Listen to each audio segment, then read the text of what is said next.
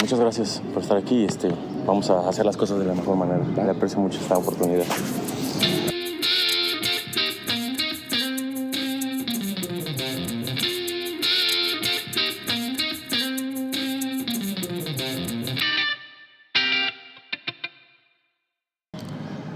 Buenos días, buenas tardes y buenas noches. Bienvenidos a un capítulo más de su podcast favorito, El lado azul de las cosas. El invitado de hoy no necesita presentación, pero como ya es costumbre en este podcast, igual lo vamos a hacer. Nacido en Madrid, hecho en México, es actor, director, productor, escritor, referente de toda la industria cinematográfica, televisiva y teatral en todo México. Con más de 40 años de trayectoria, más de 50 películas, se ha hecho acreedor a distintos reconocimientos, destacando 6 premios Ariel por su trabajo, y esta semana recibió lo que sería su 11ª nominación. Ajá. ¿Estoy en lo correcto? Ajá. Además de que en el Teatro El Milagro de la Ciudad de México ha llevado a escena obras como ¿Quién teme a Virginia Woolf?, Trabajando un día particular, La tragedia de Macbeth, entre otras, y además de contar con una extensa lista de puestas en escena bajo su propia dirección, como lo es el último trabajo, Juan y Julia nunca supieron cómo, de la mano de la Compañía Nacional de Teatro. Y sin más, damas y caballeros, con ustedes, el maestro Daniel Jiménez Cacho. Oye, muy bien, sí, gracias. Lo único es que no soy escritor. ¿No? No. Bueno, no ese es un trauma. ¿Sí? ¿Por qué? Porque no me fluye, no lo soy, no he podido. Lo he intentado, pero no. ¿No se da la tinta? No se da la tinta. ¿Cómo está, maestro? Muchas gracias por esto. Gracias por este espacio. Me encanta poder platicar. Sí. Maestro, antes que nada, pues quisiera recapitular un poco la semana que ha tenido. Han sido unos días bastante significativos, si me permite. A principio de semana fue padrino de ceremonia de la función número 100 del Padre con el maestro Luis de Tavira. Después de esto, este fin de semana tiene un cierre de temporada exitosísimo, a reventar, por cierto, sí. Con el trabajo Juan y Julia nunca supieron cómo, y para rematar, nada más y nada menos que una nominación para los premios Ariel. Maestro, ¿cómo se está sintiendo? Pues feliz, ¿no? Que esté pasando todo esto. Todo fluye, todo muy agradecido, contento. Las cosas pues se van dando, ¿no? Sí. Eso es bonito. Qué bueno, sí, maestro, sí. Lo felicito y muchas felicidades por todos estos logros. Gracias. Incontables. Quisiera empezar un poquito por la obra, esta que acaba de montar recientemente bajo el nombre de la Compañía Nacional de Teatro. Tengo entendido que no es la primera obra que dirige, pero sí es la primera bajo el nombre de la Compañía Nacional. Con la compañía es la primera, porque acabo de entrar hace... Un año, justo un año este mes, ¿no? En junio del 2023 entró. ¿Ya llevo un año? Sí, ya es junio, ¿no? Maldición. Ya. ¿Cómo pasa el tiempo, caray? Sí. Un año, y entonces este es un trabajo que ya te venían desarrollando los actores, las actrices. Alan Uribe, Cecilia Ramírez Romo. Ellos ya con el dramaturgo Juan Carlos Franco, ellos ya venían trabajando esto y me invitaron a mí. Ok. Entonces yo me incorporé después y entonces sí, yo la dirigía y dije, bueno, pues a ver, órale. Y sí, es mi primer trabajo aquí en la compañía. Sí, y eso sería su segunda obra, porque la primera fue el año pasado, sí, como actor. Hice una pequeña aparición en una obra llamada Violencia, que dirigió Diana Sedano. Un papel pequeñito, pero fue muy divertido, una obra muy padre. Sí. Muy divertida. Sí, leí por ahí porque la maestra Aurora no quería que se fuera el año sin que usted diera su primera obra, ¿no? Bueno, es que sí, tienes que... El compromiso mío es cuando entras aquí a esta categoría que le llaman de número, es que tienes que hacer una cosa al año, por lo menos. Mínimo, ok. Entonces ya cumplí. Ok, perfecto, ya también ya va limpia su racha. Maestro, y cuando recibe este texto del maestro Juan Carlos Franco, ¿cómo lo empieza a abordar? ¿Cuáles son sus primeras inquietudes para este texto? ¿Usted ya tenía una visión de que así iba a ser la obra, o se fue trabajando sobre la marcha con los compañeros? No, pues esto fue un poco como un laboratorio, digamos, ¿no? Yo quería escuchar lo que traían ellos, cuáles eran sus inquietudes, sus interés por montar esta obra, por qué la habían escogido, ¿no? Yo me puse a leer la original y esto pues es un diálogo entre la versión original, que es La señorita Julia de Strindberg, sí, escrita hace 136 años, creo. Híjole, entonces ya por derechos de autor no se preocupa. No. Por derechos de autor no, pero ¿para qué la quieres montar hoy otra vez?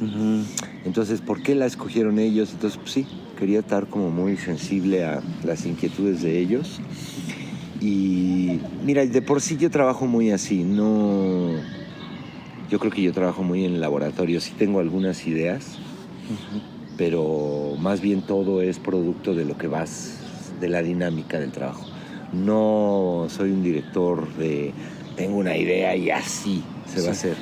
Si acaso yo lo que planteo es unas reglas y una cancha, delimitar la cancha de juego con unas reglas y luego a jugar, a darle. Sí. Y ahí vamos viendo qué jala, qué no, y ya te vuelves más, yo me vuelvo más pues un coordinador, ¿no? Ok. Afinando y tal, pero parte mucho del trabajo que ellos estuvieron haciendo. Sí.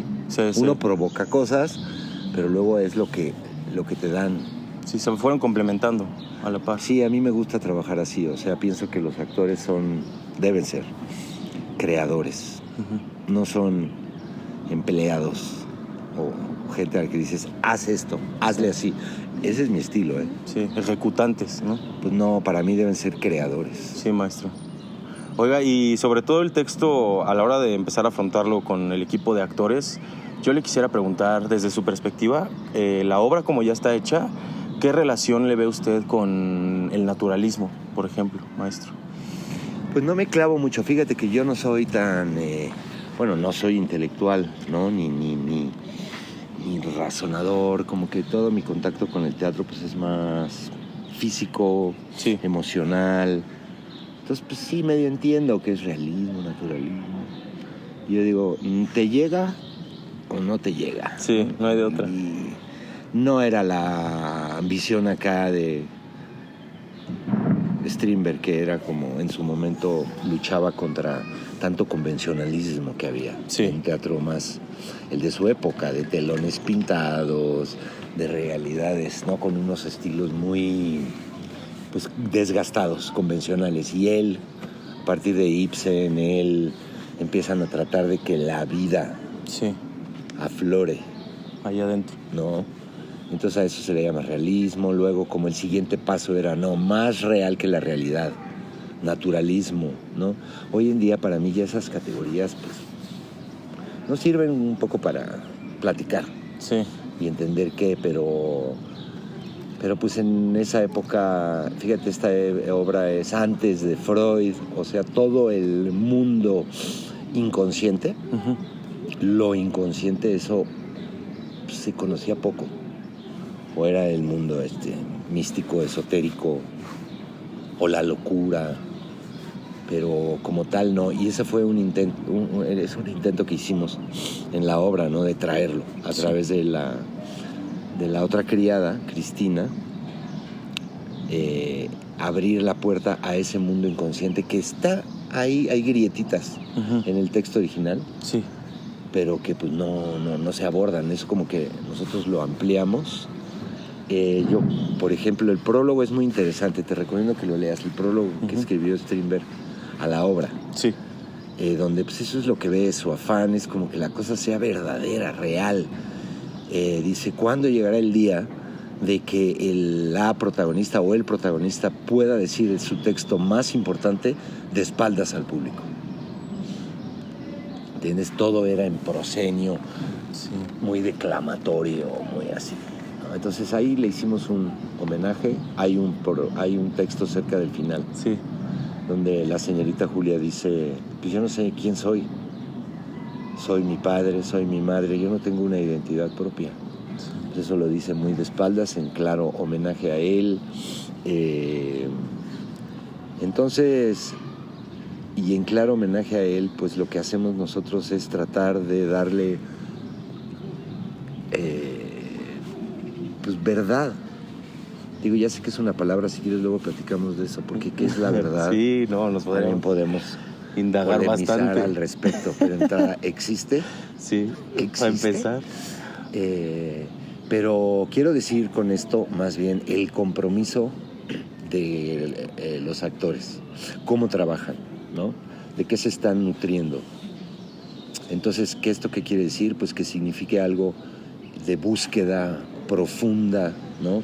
De estar realmente conectado contigo mismo, Ahí tuvimos muchas discusiones porque pues esa se me hace una discusión muy interesante.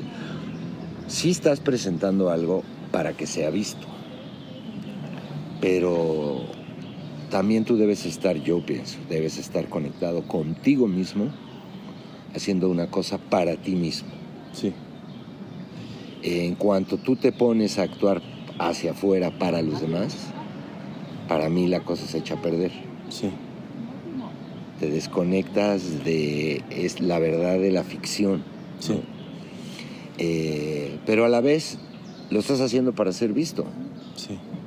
Entonces, es también, una oposición también, o sea, sí se te tiene que oír, se te tiene que entender, ¿no? Tienes que proyectar, está proyectado hacia afuera, sí, pero a la vez debe ser hecho para ti. Sí, sí. O sea, seguramente ya te ha pasado, o sea, cuando empiezas a querer agradar. Sí. Sí, Empiezas a querer agradar al público y entonces ahí, para mí, ese es el gran peligro.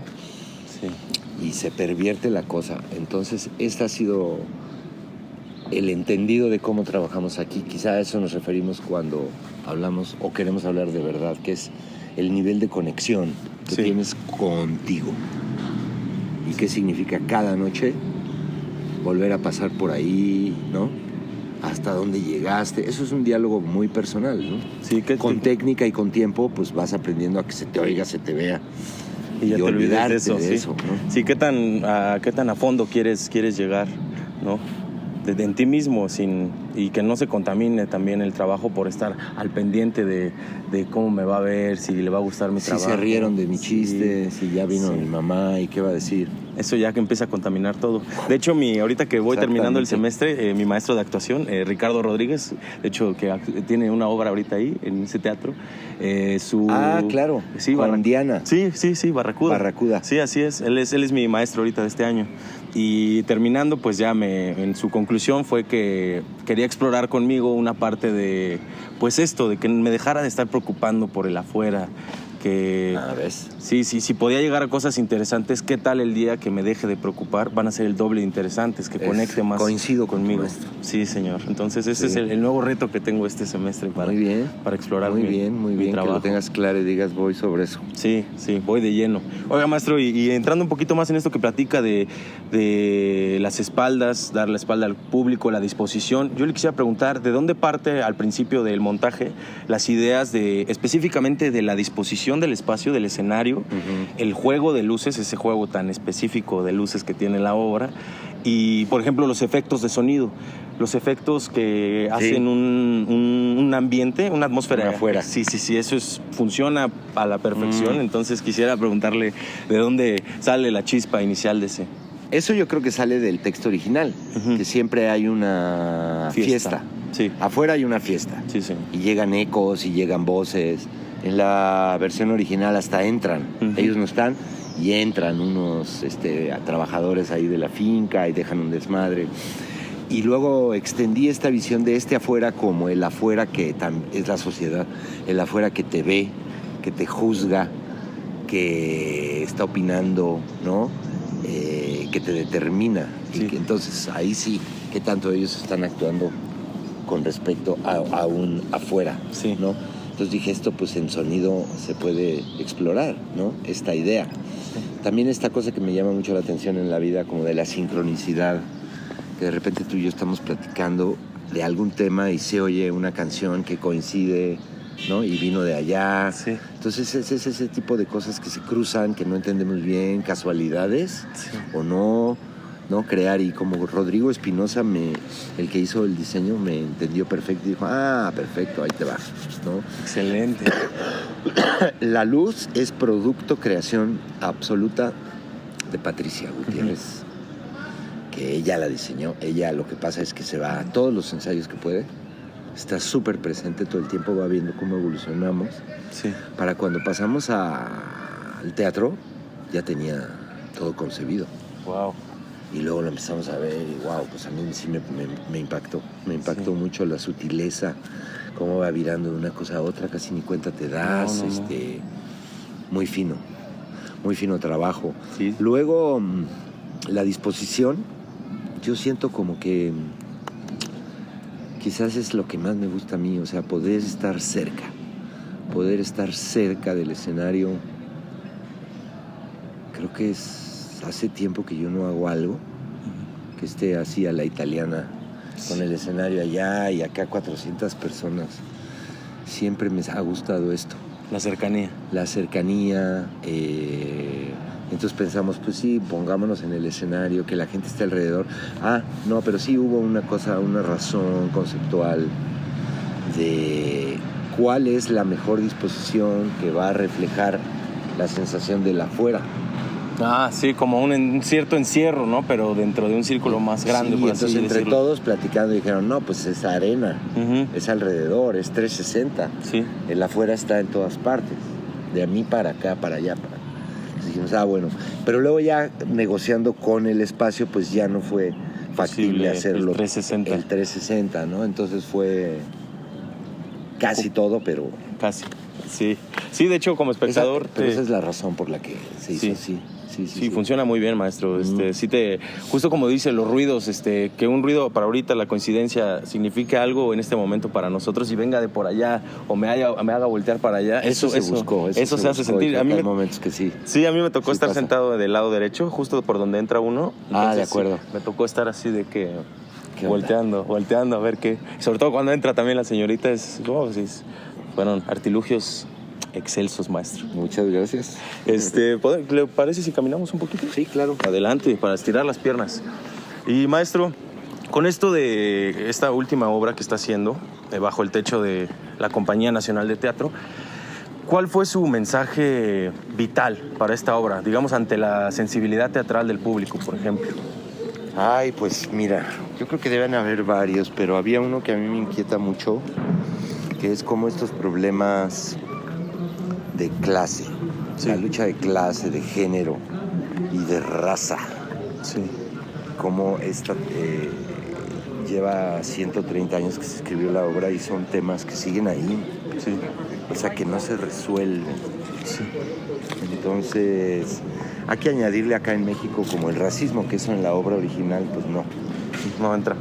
No. Es más como... Porque, pues bueno, allá son, digamos, todos de la misma etnia. Sí, es más como jerarquías, ¿no? Pero sí le quisimos añadir ese componente. Claro. De por qué México es un país tan racista. Pero entonces, ¿qué es lo que pasa? O sea, ¿por qué llegamos a estos callejones trágicos de feminicidio, de clasismo, de racismo, donde el otro se vuelve un adversario, donde ya no hay posibilidad de dialogar, donde la diferencia de clase pareciera que va aumentando, la violencia contra las mujeres, no sé si vaya aumentando o ahora es que ya la podemos ver, pero sigue ahí y no parece resolverse. Sí. Entonces, ¿qué es lo que habría que hacer para que se resuelva? Y yo no me atrevo a dar un mensaje de qué es lo que habría que hacer, pero lo que sí tratamos de abrir es, hay que empezar a transformarse uno interiormente. Y ahí es donde el papel de la criada está proponiendo eso. Un desarrollo espiritual, digamos, una visión, otra de la vida donde el otro no es tu adversario, ¿no? Y donde no se trata de tener razón, sino de observarte tú y reflexionar tú cómo deberías abordar esto, ¿no? Estos conflictos que de otra manera pues nada más es una repetición de un pleito que sigue generando mucha violencia y tragedia. Sí. Entonces hay una figura ahí que se menciona, pero no quisimos tampoco ser tan explícitos, de un dios olvidado. Ajá. Un dios olvidado que se llama Abraxas. ¿Abraxas? Abraxas, que lo recuperaron los cristianos primitivos, gnósticos, que para ellos incluso estaba encima de Dios, el Dios católico, que pues tienen la idea de que Dios es la luz, el diablo es la oscuridad, y ahí tienes los dos opuestos. Sí. Hay un Dios olvidado. El ruido ahí. Sí, señor.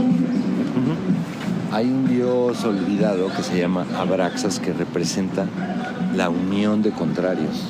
Ok.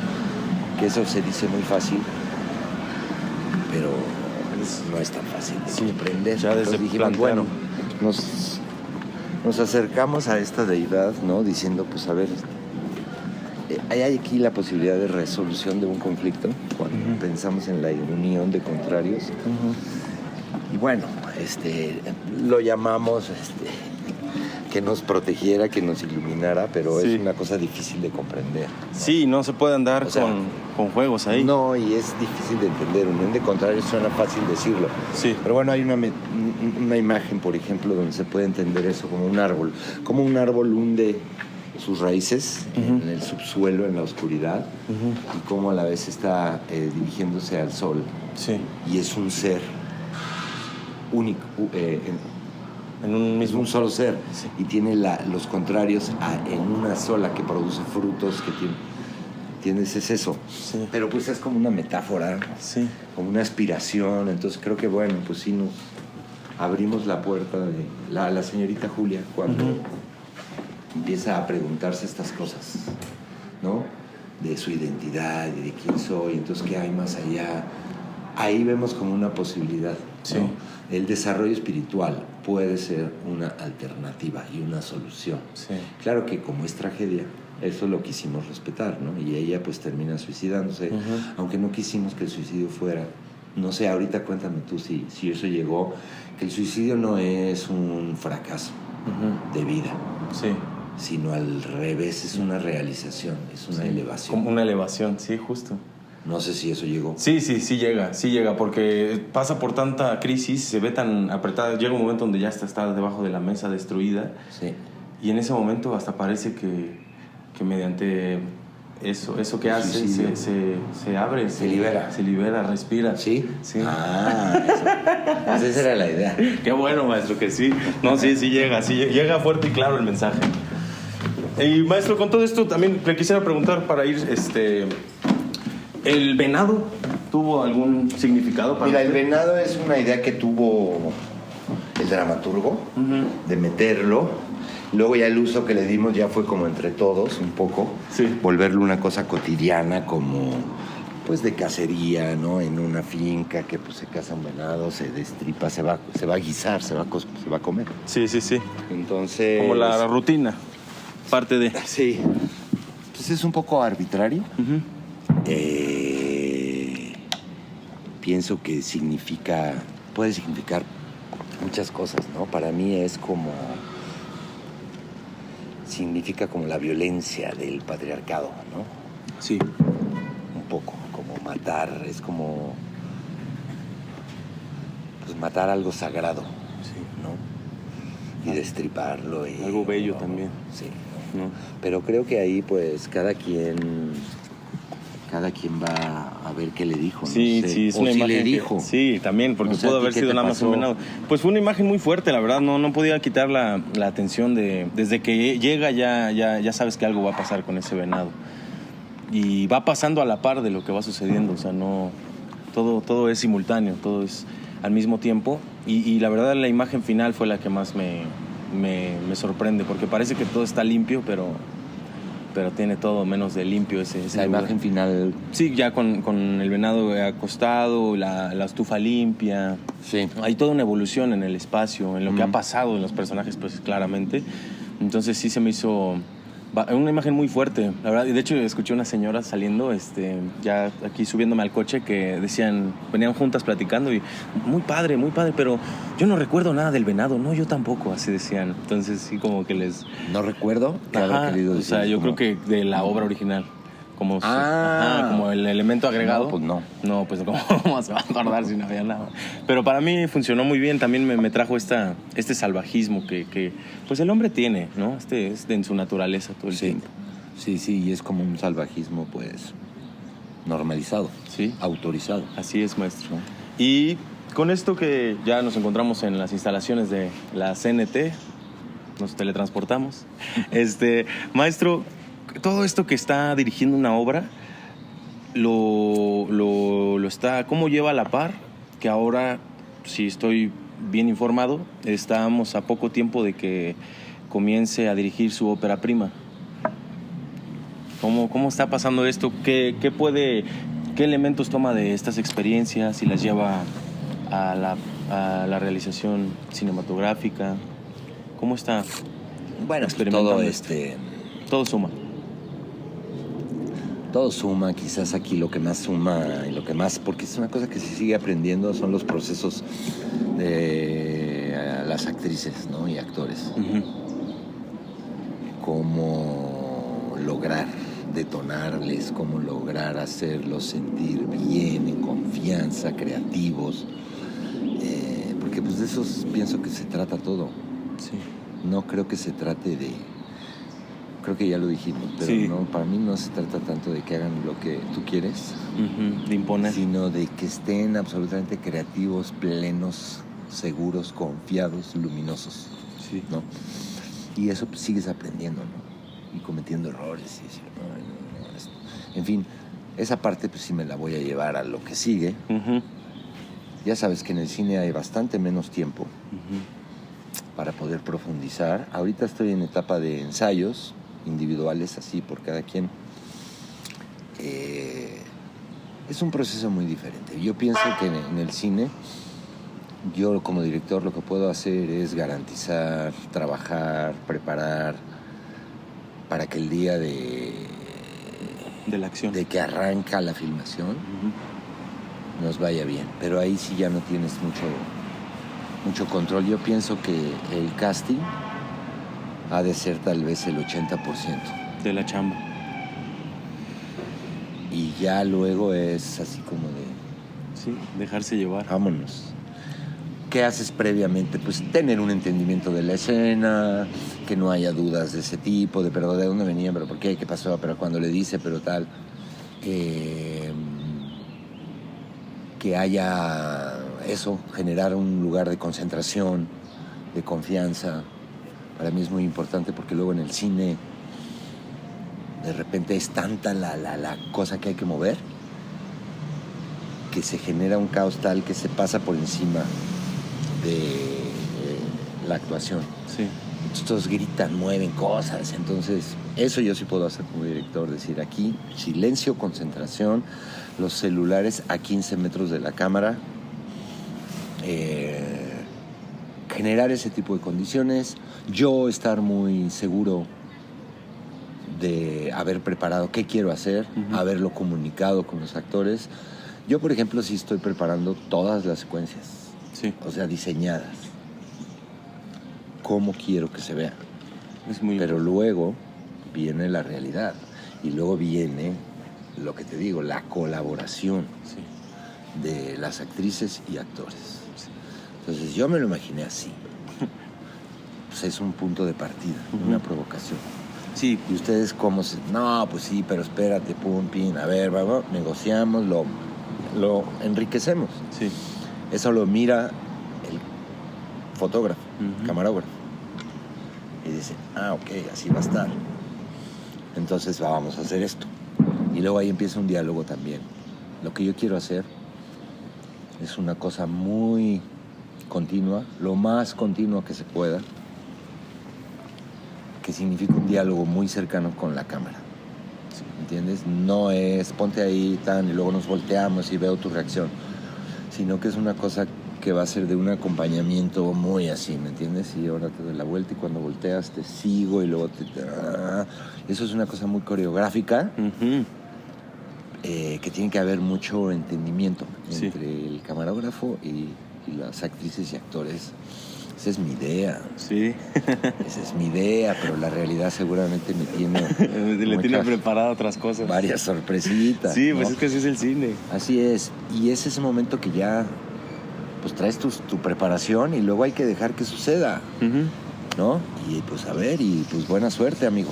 Sí, lo que veo es no olvidarse de lo básico, ¿no? De lo fundamental, porque en el cine, pues sí, puede estar la luz, los asistentes, todo el mundo corriendo, el staff, los actores preparándose, es un caos total, hay mucho ruido y a veces se deja, como usted dice, ¿no? De lado lo básico, lo vital, el estar aquí, la concentración, la sensibilidad, respirar, calmarse, ¿no? Y también puedo ver que es muy similar a lo que usted hace en el teatro.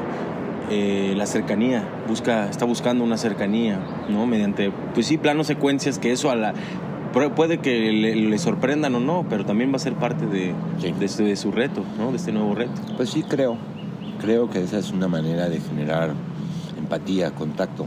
Sí. ¿Con qué te vas a conectar en una historia? Para mí, sí, lo más importante es que te conectes con los personajes inmediatamente.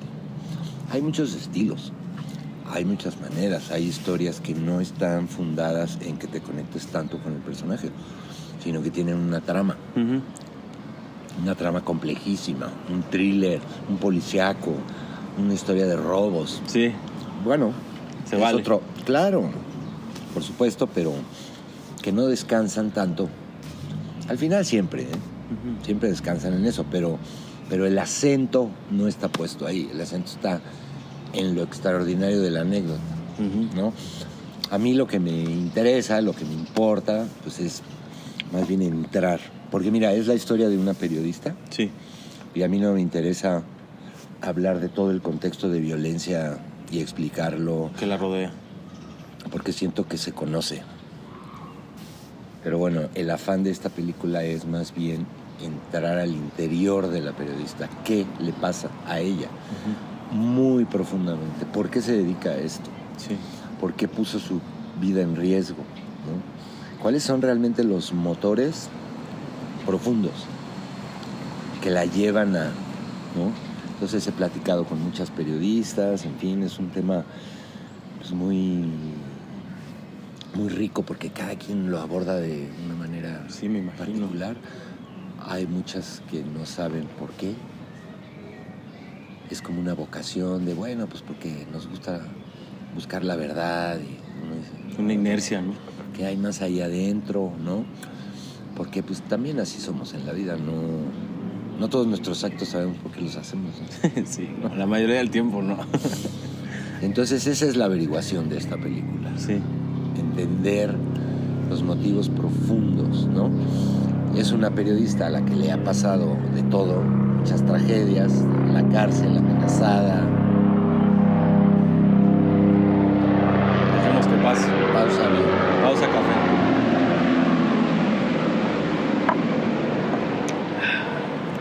Excelente. Entonces, es una periodista que le ha pasado de todo. Sí. Cosas muy trágicas, muy tremendas en su vida. La tienen en una condición de víctima. Y la película se trata de cómo deja de serlo. Cómo una víctima deja de serlo. Pienso que esa es, en esencia, en una frase. Sí, en una frase. La película. Su pitch. ¿Usted la escribió? No. El argumento sí participé en él, pero es un guión original de Emma Bertrán, una amiga española que vive aquí en México. Okay. Guionista. Sí. Oiga, maestro, y con esto que me platica sobre el abordar ahora la dirección en el cine, por ejemplo, usted, he visto que en anteriores entrevistas usted siempre para entrarle a un proyecto, siempre acude al director y le pregunta ¿para qué? ¿Por qué? ¿Cuál es el motivo, ¿no? de contar esta historia? ¿Y cómo se siente ahora de que se lo tiene que preguntar usted mismo? Pues bien, ¿no? Siempre lo tienes que recordar, ¿no? Sí. Siempre lo tienes que recordar, pero pues bueno, eso es como ya difícil preguntártelo en realidad. Porque todo el tiempo pues estás con una postura, ¿para qué hago esto? ¿No? Pero no ahorita nada más esta película, sino ¿para qué? ¿Por qué me dedico a esto? ¿Por qué escojo esto y no aquello? ¿No? Entonces si me pregunto por qué quiero hacer esto, creo que, fíjate que a lo mejor hay una raíz que tiene que ver con la obra, ¿no? Una frase que leí hace unos días que me resonó mucho de Tolstoy, que dice, todo el mundo está pensando en cambiar el mundo, muy pocos están pensando en cambiarse a sí mismos. Sí. Entonces, a mí creo que me interesaba de esto es qué vamos a hacer con la tragedia que estamos viviendo, de violencia, de asesinato, de abuso, de impunidad, que parece que no va a cambiar. No cambia, no avanzamos. No. Vivimos en un país donde hay un 98% de impunidad, las fiscalías no funcionan, hay un pacto de las élites que gobiernan que hace que estemos como sometidos. ¿Cómo vamos a vivir? ¿Cómo resistimos? Entonces, pues he visto mucha gente que es víctima de esto y cómo lo abordan. Y a mí me han llamado mucho la atención, sobre todo quizás las madres buscadoras, Sí. cómo una tragedia la convierten en un motor de vida, a decir que esto no le suceda a nadie. Sí. Entonces, pues quizás hay una esperanza de que esta película abone a eso, pero justo desde adentro. Sí. Desde adentro. El proceso para dejar de ser víctima. O sea, me interesa eso, como hablar de ello y destacarlo. Vas a sufrir una tragedia, te vas a quedar sometida o se puede salir de ahí. Sí. ¿Quiénes pueden, quiénes no pueden? ¿Quiénes tienen una herramienta o quiénes no? Entonces acá pusimos a un personaje que hace esta lucha y lo logra. ¿Qué es dejar de ser víctima? Pues alcanzar cierta paz. Pero no estamos en Disneylandia. Entonces va a ser una paz momentánea. Porque después de que esta periodista hace pública la investigación que había dejado pendiente, pues ¿qué? ¿Ya alcanzó la paz? Pues quién sabe, porque vivimos en esta realidad. Entonces, momentáneamente sí, porque ajusta cuentas con su pasado, porque cierra lo que tenía que hacer, sí. Realiza la investigación, la hace pública. Lo hace público, mucho de lo que queremos decir es, lo hace público por ella, para ella. El jefe del periódico le dice, no te mataron en ese entonces, pues te van a matar ahora. Es un senador que fue gobernador. Y ella dice, no me importa, no estoy haciendo esto para que haya justicia. Lo estoy haciendo para mí. Sí, sí. ¿No? Entonces, bueno, por lo menos en se exilia. Ya estoy contando toda la película. ¿No? ¿Y qué crees, Magia? Al final, ¿Y el final? Se exilia, sí. Sin modo, y hay un momento de paz. Uh-huh. Por lo menos. ¿Qué sigue? Ya veremos. Lo veremos. ¿No? Pero sí. Ahí hay un momento muy lindo, a ver cómo nos queda, de que pues ella mira a la cámara. Ah. Una amiga la recibe, ella recibe a una amiga en el extranjero, se abrazan, y dicen, no te estarán siguiendo, y mira a cámara, ¿no? Como de, pues a ver cómo nos va en el futuro, ¿no? Sí. Sí, me conmueve mucho todo lo que platica, maestro, porque a mí, bueno, ya abriéndome un poco, antes de yo empezar a estudiar en la carrera de actuación, a mi padre durante la pandemia un grupo de narcotraficantes lo secuestró y yo nada más vivo con mi papá. Entonces, ¿Aquí en la ciudad? No, fuera, en Veracruz. Entonces, eso, o sea, todo lo que contaba para mí me vi muy reflejado, porque en ese momento de crisis yo no sabía qué hacer, de qué iba a seguir de mi vida. Nada más buscaba a mi papá. ¿Qué edad tenías ahí? Fue hace como 2 o 3 años. Ah. Sí, no tiene mucho. Entonces, a mí las madres buscadoras, toda la gente que sigue buscando a sus familiares me conmueven. ¿Y lo liberaron y acabó bien la... Sí, a los 8 días. Duró 8 días su secuestro y lo recuperé después. Y ahí para mí pues todo se reacomodó, ¿no? Como usted dice, de víctima, pues yo tuve que tomar una decisión. Claro que pasaron unos meses donde el afectar psicológico, la paranoia, pues se fue disipando. Pero poco a poco volví a volver a mis cabales y dije, bueno, ya voy a tomar las riendas, ¿no? No me voy a quedar aquí. Entonces todo ese resentimiento que me quedó, porque ni modo que se la vaya a hacer de pedo a la gente que agarró a mi papá, claro que no. Yo solo agradecí que tenerlo conmigo una vez más. Yo lo tomé como una segunda oportunidad para poder seguir adelante con mi vida, recuperar a mi padre. Entonces tomo una decisión de hacer lo que me gusta y este resentimiento que me quedó del haber visto a mi figura así, amenazada. Sí, de que jugaron con su vida de esa manera, me di cuenta de lo frágil que soy yo. Si así es mi ídolo, si en esas situaciones puede encontrarse mi ídolo, ¿qué será de mí?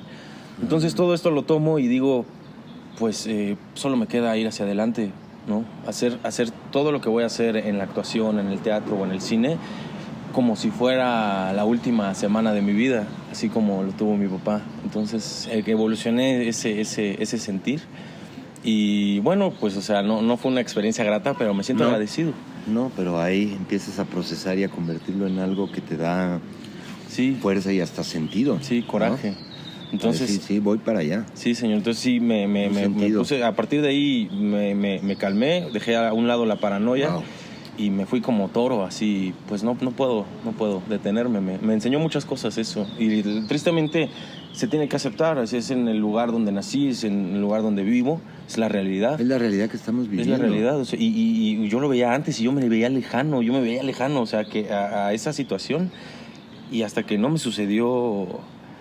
hay algo que cambia. ¿Veracruz o Jalapa o qué? Sí, en Veracruz. En Jalapa. Sí, ahorita sabemos que está muy dura la cosa. Sí, él por la pandemia iba a hacer un negocio para poder buscar salir adelante y en eso, pues ahí lo agarran y vámonos. ¿En la carretera o algo así? No, afuera de una notaría.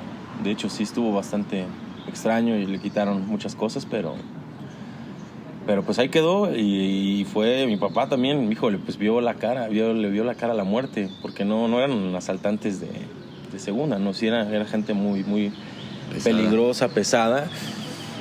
Puta, yo cuando vi a mi papá regresar sí, se me recuperó toda la vida. Me acuerdo que me fragmenté, ya no sabía quién era. Fue muy extraño. Sí. Ay, ahí aprendiste muchas cosas. Sí, mucho. De quién eres, ¿no? Sí, muchísimo. ¿Y qué quiero? Mis prioridades se disiparon, se intercambiaron y se pusieron unas nuevas. Y me ayuda, me hace crecer ahorita en lo que estoy haciendo como actor, como intérprete, me ayuda en muchas cosas. Felicidades. Ese motor, ¿no? Gracias. Pero aquí andamos haciéndole la lucha, Master. Oiga, y cambiando un poco sacudiéndonos el tema turbio. Hace poco platicaba, maestro, en Casa Azul, en la plática que tuvo este año con la maestra Karina Guidi, sobre un nuevo despertar que le dio dentro de usted. Sobre el quitarse las máscaras, ¿no? Sobre el fuera máscaras. No sé si recuerdas sobre qué platicaba, sobre el descubrirse así, el dejar de... Cuando empecé a querer ser actor. Pues platicaba, sí, y que hoy día también lo estaba buscando ya de implementar más. O sea, que todo su trabajo fuera ya quitarse esta máscara también hablaba de su padre, de todo esto que fue el pesar. Entonces yo le quiero preguntar como... Este pensamiento lo ha visto en sus trabajos más recientes como actor o como director, porque quiero también recalcar, ahorita que dice que iniciando en una entrevista, de hecho en marzo del 2014, usted le preguntan sobre Safari en Tepito. Sí, señor, aquí se estudia, aquí nos preparamos. Safari en Tepito, maestro, y que esa experiencia usted dice que lo que se dio cuenta es que todos los humanos somos muy parecidos, que probablemente nos ponemos máscaras, pero al final somos más parecidos de lo que creemos. Sí. Y veo que hasta el día de hoy sostiene, bueno, y en esa plática pude ver que sostiene estos pensamientos. ¿Cómo los ve reflejado hoy día como actor o como en estos trabajos como director escénico? A ver si te entiendo. Dígame. Porque me fui por las ramas, ¿o qué? No, bueno, son dos preguntas diferentes, ¿no? Lo de las máscaras es todo un... Sí. Todo un tema porque... Bueno, siempre he pensado también que la máscara es más bien como un instrumento de comunicación. Bueno, no es que se me ocurrió a mí, pero lo he leído porque lo he estudiado, ¿no? Y hay un antropólogo que mencionaba que la máscara en realidad esa fue la idea que me ha convencido más, es un instrumento de comunicación. Es la manera como yo encuentro de transmitir un mensaje. Este antropólogo decía, y no existe quítate la máscara y aparece la verdad. No, o sea, la verdad es algo que no se puede comunicar. Es un caos, es como tu caos mental. Entonces, usamos máscaras para comunicar. Entonces, nada más el tema es que hay que usar máscaras creíbles, ¿no? Porque ahí dices, no, pues se te nota mucho la máscara, no me estás diciendo la verdad. Quítate esa máscara. Y lo que puedes aspirar es tener la máscara de la no máscara. ¿No? O sea, dices, a ver, ya, fuera caretas. Sí. Pero si quieres comunicar algo, a fuerza va a tener que haber una máscara. Sí. Pues que sea a lo mejor más cercana, que sea más creíble, más auténtica, que no sea una cosa que está repetida, ¿no? Eso pasa mucho, con los estereotipos, los clichés, los lugares comunes. Son máscaras gastadas. Sí. Pero creo que en el fondo, pues, a lo mejor conectando esto con lo que preguntabas de Tepito, de por qué pienso que somos muy parecidos, por el tipo de heridas que llevamos, ¿no? Siento que las heridas son muy similares. Sí, hay condiciones distintas. Claro. De la colonia, la clase, pero en el fondo las heridas son muy similares y creo que pues a eso nos dedicamos nosotros, a entender las nuestras y a mostrarlas. En lo de Safari en Tepito comprendí muchas cosas, como que justo mostrar las heridas genera una empatía instantánea. Instantánea. También depende cómo las muestres. Porque hay algo de lo que me defiendo y no me gusta nada, que es la autocompasión y el victimismo, incluso para actuar, ¿no? Que cuando estás y te llega una emoción y hay una parte tuya que dice, me está llegando esta emoción, ay, y tú mismo estás como contigo mismo de, wow, ¿cómo me está llegando? ¿Me entiendes? Que eso pues para mí arruina. Sí. Arruina el trabajo. Sí. Entonces, ¿cómo mostrar las heridas? Pienso que más bien es un acto de belleza, de valentía, de decir, miren, ni estoy orgulloso, ni soy víctima, ¿no? Es importante, ¿no? ¿Cómo te aproximas a eso? ¿Cómo muestras? Porque creo que es ahí donde se establece un vínculo con la gente o no. Sí. Pienso que victimizarse genera mucho rechazo también, ¿no? Uno ve eso y dice, sí entiendo tu dolor, pero... Sí, no, yo también tengo el mío. No, en fin, esto es muy interesante. ¿Sí? Y tiene que ver con los estilos, ¿no? El melodrama, si el melodrama abusa de eso, ¿no? O no. Sí. Muchas cosas aprendí en lo del Safari, por ejemplo, había una escena, porque el Safari lo que hacía era que ponía en escena a un habitante de Tepito y a un actor profesional, sí, o actriz. Los dos iban a hablar de sus vidas, todo es material personal, pero cómo lo aborda alguien que actúa profesionalmente y alguien que no. Sí. Entonces alguien que actúa profesionalmente lo empieza a actuar y a echarle crema a sus tacos y wow, las emociones van y vienen. Y luego a la persona de Tepito con una emotividad otra, sí, cuenta hechos y dice, no, pues yo fui abusada hasta los 37, me di cuenta que había sido abusada. O sea, yo ni cuenta me da, o sea, y eso tiene un poder también. Y dices, mira, y no está subrayando, no está enfatizando, no está diciendo yo fui. Y te llega más. O sea, fue muy interesante decir, mira, aquí está. Sí. O qué es no actuar, o qué es sí actuar, porque al final la de Tepito pues, también estaba actuando porque se aprendió su texto, ¿eh? Era un texto que venía de ella, sí, pero sí se lo había aprendido y habíamos ensayado. En fin, muy interesante, ¿no? Sí, señor. Sí. Sí, y por ejemplo, no sé, ahorita me recuerdo... si contesté tus preguntas. Sí, claro.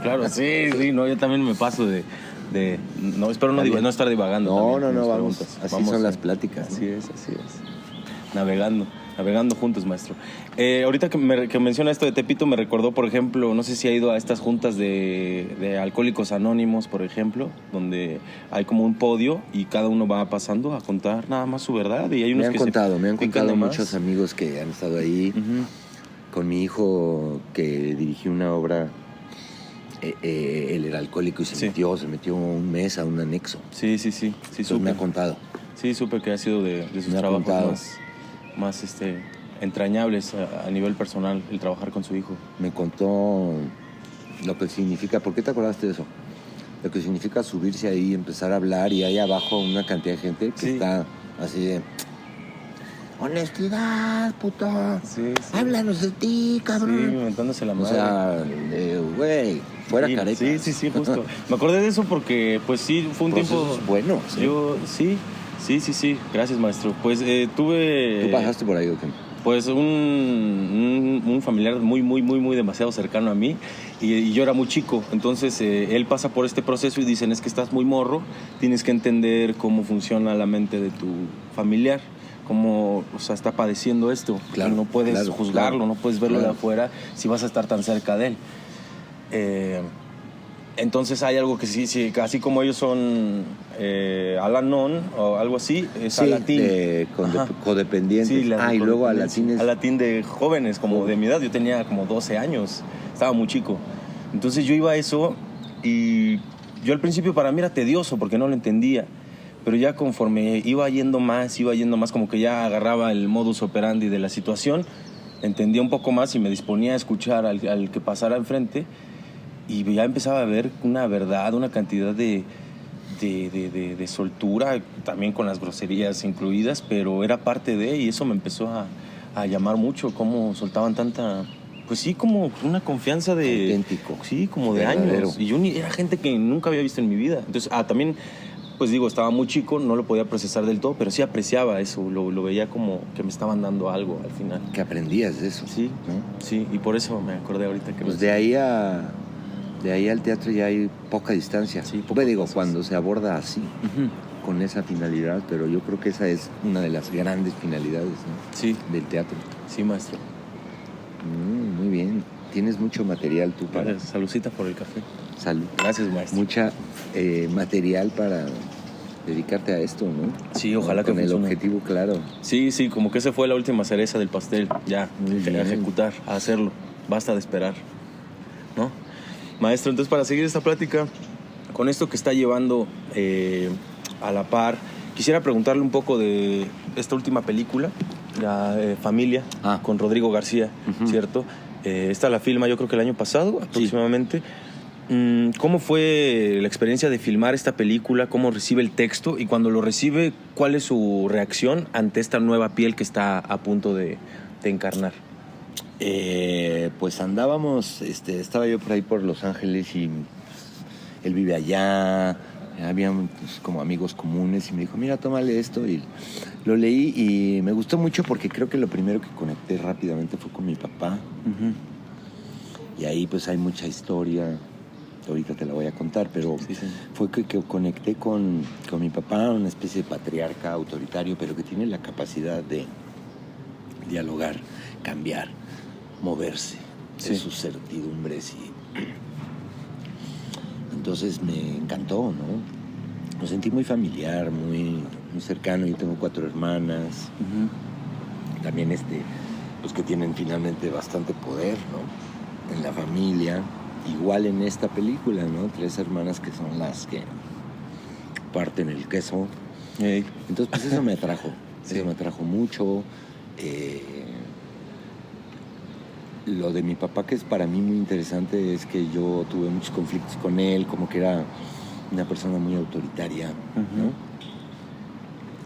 Entonces yo construí mi identidad contra él, como que yo dije, voy a hacer en mi vida todo menos lo que tú eres. Entonces ahí arranco de joven y muy rebelde, etcétera, hasta hacer esta película que es más bien un homenaje a él.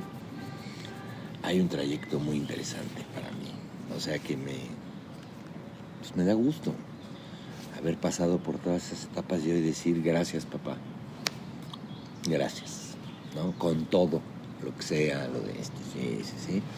Pero también llevo esto de tuyo, etcétera, etcétera, y poder ya acomodar, metabolizar, aceptar, perdonar, etcétera, y hacer un personaje que está tan lleno de cosas de él, ¿no? Es un homenaje, francamente. Qué bonito, maestro. Sí. Sí, yo también luego me pregunto qué será el día que mi padre no esté o no, o si va a alcanzar a ver lo que yo pueda llegar a ser. Pero igual, si llega a ser así, va a ser bello porque siempre va a estar conmigo, o sea, esté aquí en este plano terrenal o no, siempre va a estar a donde siempre lo es que como tú uno te hagamos. relaciones con él. ¿Pero qué edad tiene? Mi papá 60 y... sí, bueno, 61. todavía. Sí. Es más joven que yo. Sí. Sí, no lo estoy enterrando ahorita, pero uno nunca sabe. Y la verdad, con esto que me ha pasado, claro que pues, eso siempre está, ya se despierta un foco de... Pero él vive aquí, ¿verdad? Sí, vivo con él, solo él y yo y él. Entonces sí, siempre pienso llevarlo a donde sea. Y es muy bello esto que me comparte, maestro, cómo es un homenaje y por lo visto el resultado, pues, ha sido... Pues a mí me ayudó mucho y pues sí, son referencias que usas, tú lo sabes, ¿no? Como actor y de la vida, la memoria emotiva, y etcétera, etcétera. Uh-huh. Entonces, sí, es como un homenaje, pero al principio no me di cuenta. O sea, seguramente al leerlo, conecté. Sí, inconscientemente. Pero ya a medida que lo iba haciendo dije, aquí es como él, esto fue como él, este fue el pleitazo aquel, porque él era muy irascible. Sí. ¿No? Pero luego también te digo, tenía esta capacidad de dialogar y de decir perdón. Sí. Perdón. ¿Qué pasó? Esa es una parte bellísima de esa película, esa naturaleza familiar que tiene de pasar a una crisis a una calma, a un recordar lo que somos y por qué estamos aquí reunidos, la importancia, lo básico, ¿no? Y también le quiero preguntar esta escena particularmente, que dura como media hora, más de 30 minutos. Es el corazón de la película. Sí, es todo, ¿no? es todo, de ahí parte todo, de ahí se agarra todo. Pero mi pregunta va enfocada en un poco lo técnico, actoralmente. Por ejemplo, en la película pasa en 30 minutos, pero claro que no fue filmada en 30 minutos. Pero, siendo así, usted y su personaje tienen que mantener esa intención, esas emociones, y que sean consecuentes, ¿no? Que no pierdan sentido, sí, esa continuidad. ¿Cómo fue grabar una escena así de larga y cómo mantiene la emotividad de manera con una construcción tan prolongada, pues? Pues creo que sí fueron como 10 días. Híjole. Fueron 10 días y lo pensó muy bien Rodrigo García, el director, porque dijo, lo único que quiero es que no se aburran. Entonces, así que cada día avancemos, o sea, que al día siguiente vayamos a algo nuevo. Uh-huh. Que nunca tengamos la sensación, porque es que hay que repetir mucho porque yo digo algo. Entonces, estamos aquí, hay que ir a ver la reacción de los demás. Entonces, vuélvelo a hacer. Sí. Y luego faltó la reacción de la niña. Y luego, entonces, lograr que cada día se terminaran por bloquecitos, para tener esta sensación de avanzar, lo cual también te ayuda a no perderte en la continuidad, ¿no? Sí. A no perderte en la continuidad, porque finalmente sí vas cronológicamente avanzando. Lentito, pero siempre avanzando, ¿no? Sí. Entonces, eso lo planeó muy bien. También con un camarógrafo y un operador, Igor Jadwe, que pues respetan mucho, ¿me entiendes? Y están muy sensibles y te ayudan, ¿no? Sí. Te ayudan, no te están forzando a cosas que dices, ay, pero, madre, no, sino que ellos respetan mucho lo que hay. Un lugar súper bonito, sereno, calmado, ahí en medio de los árboles. Ya llegar ahí, pues ya era, ¿no? Entonces, también son las condiciones que propicia un director, que dice, ¿cómo vamos a estar bien, tranquilos, serenos? Sí. Eso lo hace muy bien. Sí. Rodrigo, aparte de que es todo a través de el cariño. Nunca te dice, ni te sientes juzgado como de, no estuvo mal, mejor haz tal. No. Cuando decían corte, él decía, tengo una oportunidad para ti. Muy bien. Prueba tal. Sí. Todo fue muy acorde. Tengo una oportunidad. Todos queríamos así cuando decía corte, mi oportunidad, por favor, maestro. Todos ya querían Queremos nuestra oportunidad, porque él tiene mucho ojo y dice, Sí. a ver, prueba tal. Sí. Sí. Sí, me acuerdo que también mencionaba que disfrutó mucho el proceso con los actores también, con este chico que mencionaba que nunca había visto. Usted quería llegar a ese nivel Ricardo, de atención. ¿tiene síndrome de Down? Sí, que brutal, usted ha pasado toda su carrera buscando ese nivel de concentración, ¿no? Lo mencionaba. de concentración y de estar presente, ¿no? Pues sí, bueno, él tiene esta condición de síndrome de Down que le da esa pues, superioridad, por un lado, de que puede estar tan presente sin los filtros que nosotros tenemos de soy actor, soy fulano de tal, y quiero que en esta escena me lleve a... No, pues es... Yo lo miraba y decía, ¿cómo lo logra? Sí. ¿No? Este nivel de espontaneidad, Sí. de frescura. También lo logra pues gracias al trabajo de su madre, ¿no? Que es actriz, directora, que lo acompaña, lo coachea, lo ayuda, lo hace sentir muy seguro. Es muy chistoso que yo estaba muy preocupado de que, pues, cómo nos íbamos a encontrar, que se viera realmente que era mi hijo. Uh-huh. Y le dije a Rodrigo, oye, no, yo tengo que irme antes y estar con él por lo menos una semana y ir para acá y para allá. Sí, formar un vínculo mínimo, ¿no? Ajá, cuando lo conocí, en 10 minutos dije, quítate ya. Sácate de aquí, güey, déjame en paz. No, así. Sí. Brutal. Sí. Lo amé. Y antes de entrar a escena, no sé cómo le entraba, que... Y yo le decía, ay, sí, a ver, no sé. Ya, me decía, ya, concéntrate, ponte. Pero tú lo volteabas a ver y estaba ahí, ¿no? En lo suyo. Muy potente eso. Presente. Sí. Gracias, maestro, por nada. seguir con esta plática, que está usted a gusto, está muy bien. Está fresco. Yo encantado. también. Ya llegó el sol, ya nos encantado. Escuchó nuestras plegarias. Maestro, también quisiera continuar esta plática. Quisiera hacerle una pregunta. Usted en otras entrevistas menciona que esta película Cabeza de Vaca, de 1991, si no mal recuerdo, una película que está en la lista de 100 mejores películas mexicanas de la historia, cabe recalcar. Usted menciona que es de sus primeras producciones a gran escala. Sí. Y quisiera hacerle una pregunta, maestro.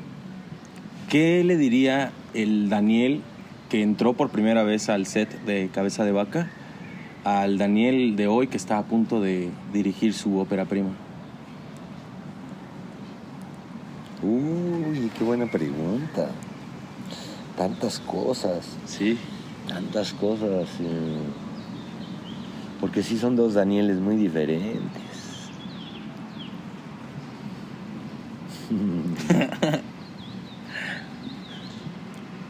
Pero ¿qué le diría el Daniel de aquel al de hoy? Sí, señor.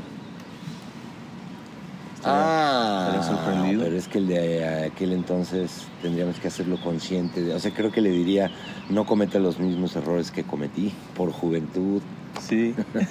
Pero no sé si ese Daniel ya es consciente de eso. Sí. Sería traicionado. ¿Cómo sería esa plática? Qué interesante. Qué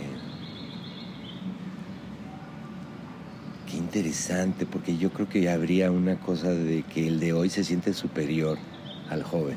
Uh-huh. Y entonces el joven a lo mejor le va a decir, o sea, así no podemos hablar.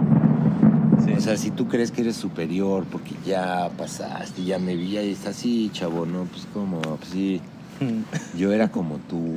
A esta mirada condescendiente, ¿verdad? O paternalista que podemos tener con los jóvenes, impediría un diálogo más fructífero. Pero ¿qué le podría decir realmente el joven al de hoy?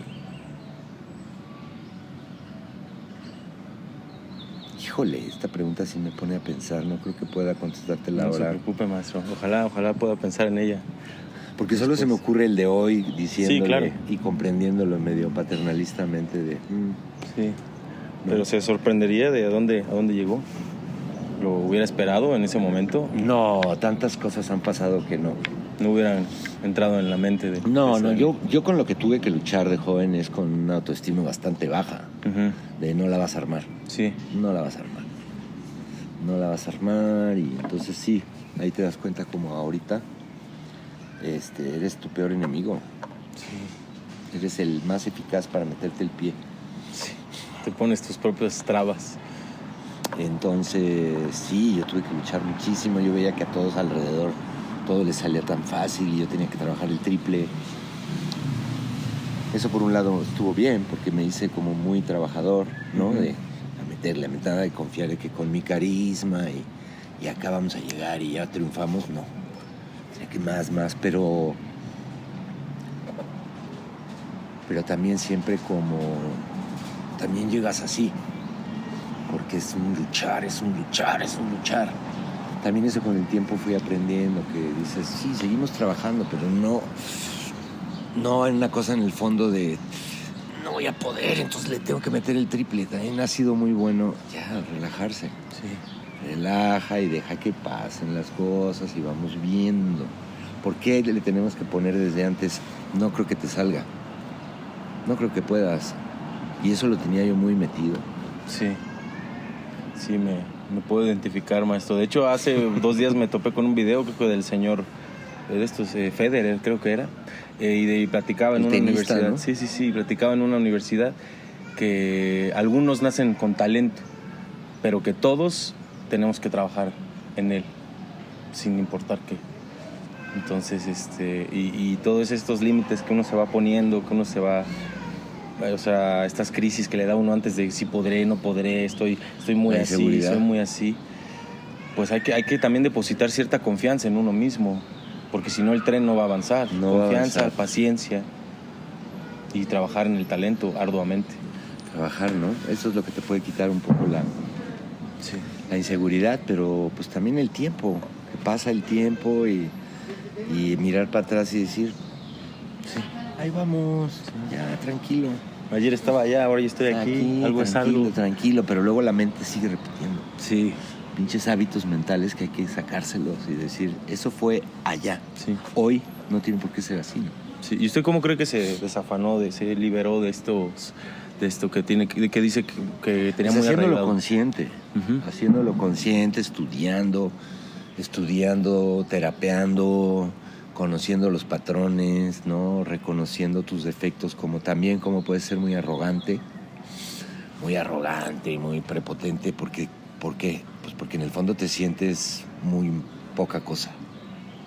Y para tapar la poca cosa que te sientes dices, ya llegó Juan Camaney. Sí. Entonces observarse y decir, ¿por qué? ¿De dónde viene esto?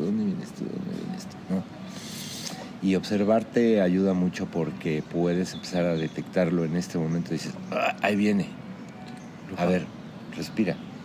No tengo que reaccionar así siempre, pero es muy bueno estarlo observando. Sí. Ahí creo que la meditación, por ejemplo, es una herramienta excelente para bajarle al ruido mental. Sí, sobre todo. Y entonces empezar a ver, ¿quién aparece otra vez? Sí. Ahí está. Esa es la ardilla esta, la que me dice, sí. Hola, amiguita, perfecto, ya te vi. Sí, cálmate. Tranquila. Ahí está, yo ahorita tengo te el doy control todavía. Ahí te doy tus nuecesitas, sí. ¿no? Pero eso muy bueno, la observación para tratar de entender tus mecanismos, de dónde viene, por qué, tus hábitos. Esos hábitos se generan, también por mucho que he leído, se generan desde la primera infancia y son mecanismos del ego para sobrevivir. Te está salvando ante amenazas, traumas entre el primer año y el 7º año más o menos. Sí. Ahí se quedan las huellas, los surcos, las mentales. Marcas. Sí.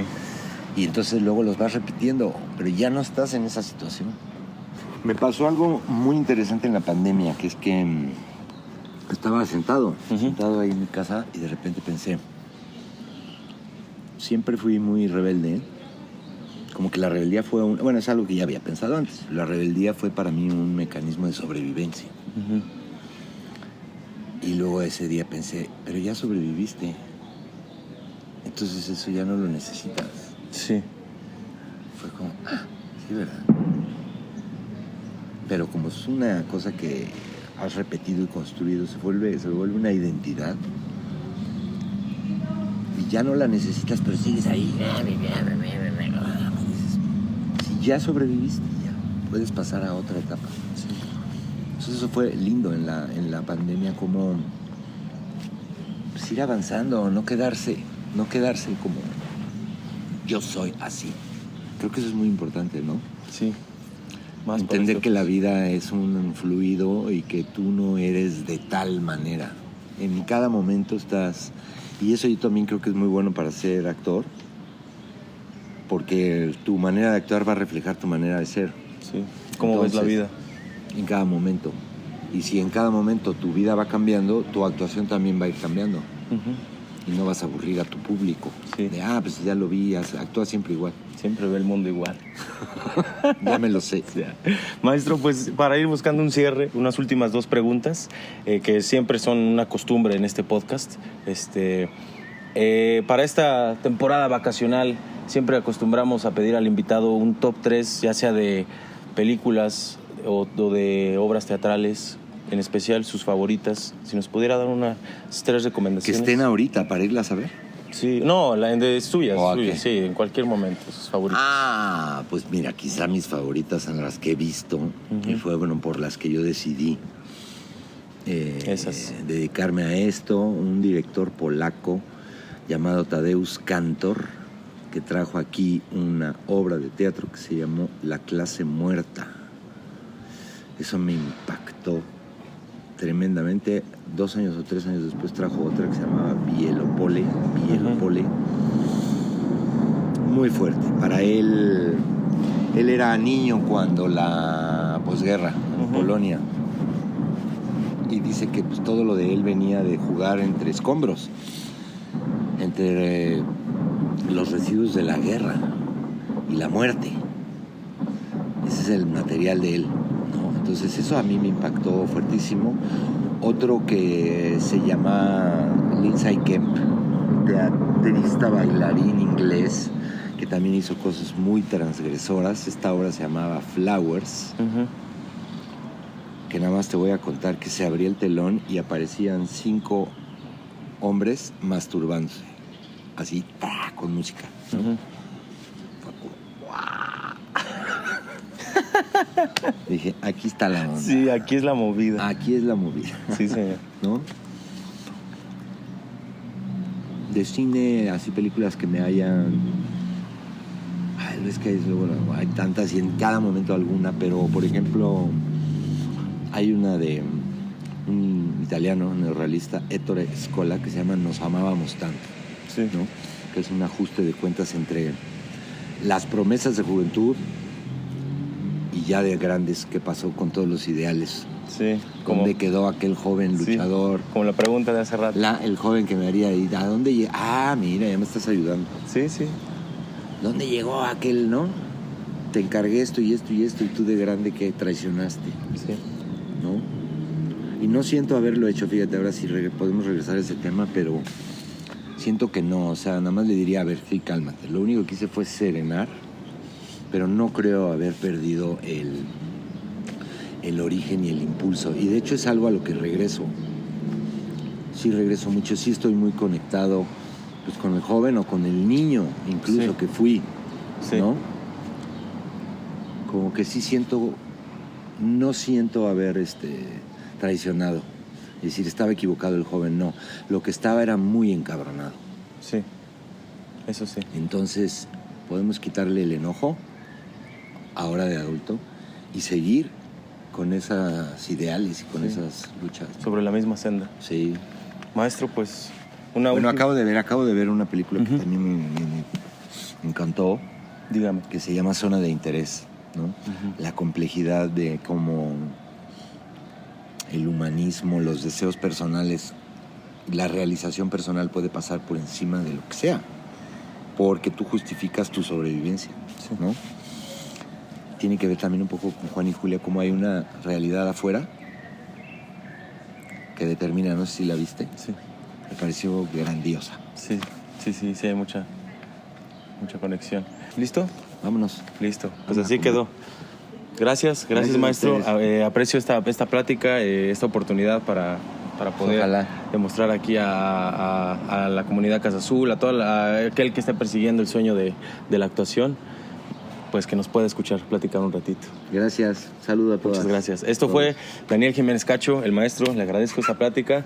Esto fue un episodio más muy especial de su podcast favorito, El Lado Azul de las Cosas. Recuerde que si tiene internet, nos puede sintonizar en donde usted desee, en el metro, en su sala o en la cocina. Muchas gracias. Este fue Daniel Jiménez Cacho, su servidor, Alan Guti, y nos veremos a la próxima. Hasta luego. Bye. Listo.